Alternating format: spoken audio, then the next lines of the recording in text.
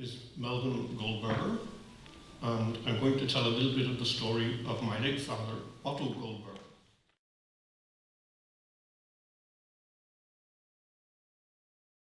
He was born in Austria in 1907 and grew up in Vienna. On the 8th of November 1938, he was at home with his parents celebrating his 31st birthday. He was the eldest of 3 siblings, and my aunt and my uncle had both left Austria at the beginning of 1938 for a better life.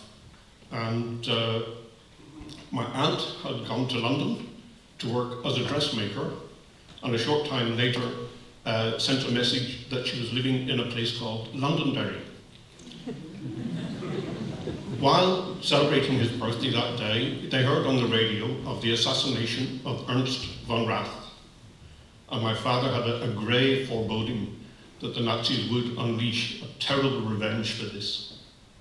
On the morning of the 10th of November, he went to his place of work. He was running a small shirt factory in Vienna at the time, and was greeted by his staff, who were in tears, and were explaining to him that they'd heard about the burning of the synagogues and all the attacks that had gone on that night, on the night of the 9th.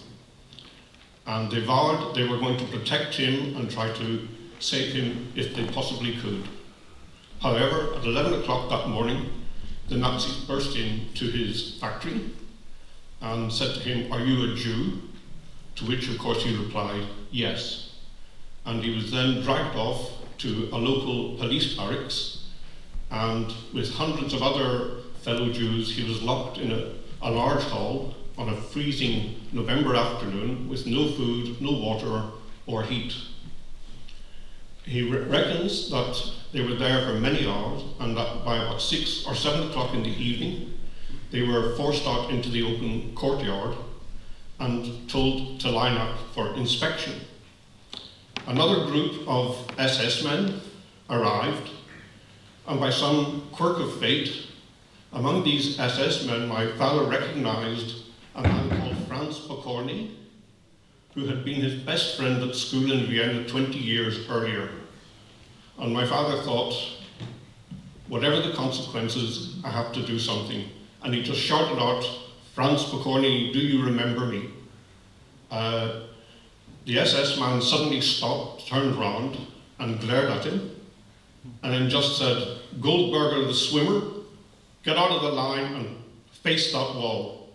And he was pushed up against the wall, face to the wall, where he stood motionless for many, many hours. He basically lost count of time and wondered what his fate was going to be, whether this was the end and there would be a bullet in the back. But he thought, obviously this man did remember him, did recognize him, as 10 years previously to that, he had been an Austrian swimming champion and had represented his country at the Olympic Games in Amsterdam in 1928, and hoped that in part this might help to save his life. While standing there motionless for many hours, he could hear all the commotion and the screaming and the crying and the brutality going on behind him. But he daren't turn his head to look and see what was happening. He could hear people being loaded up into lorries and being driven off. I knew they must have been heading off to the first part of the transportation to the concentration camps. And after some hours, there was an eerie silence, and he heard footsteps coming towards him. And the next thing, his old friend Franz Pokorny shouted at him to follow him, and my father obediently followed this man in complete silence, and was marched to the gates of the barracks. The man, Pokorny, ordered the guards to open the gates slightly, and he whispered to my father in his ear and said, "Run as fast as you can, and don't look back, and don't let anybody see you, and get out of here as quickly as you possibly can." And my father ran, and within a few days, he bid the final farewell to his parents and headed out of Austria to an unknown future. And his first priority was to be reunited with his sister, who he knew was in this place called Londonderry, which he believed to be a suburb of London.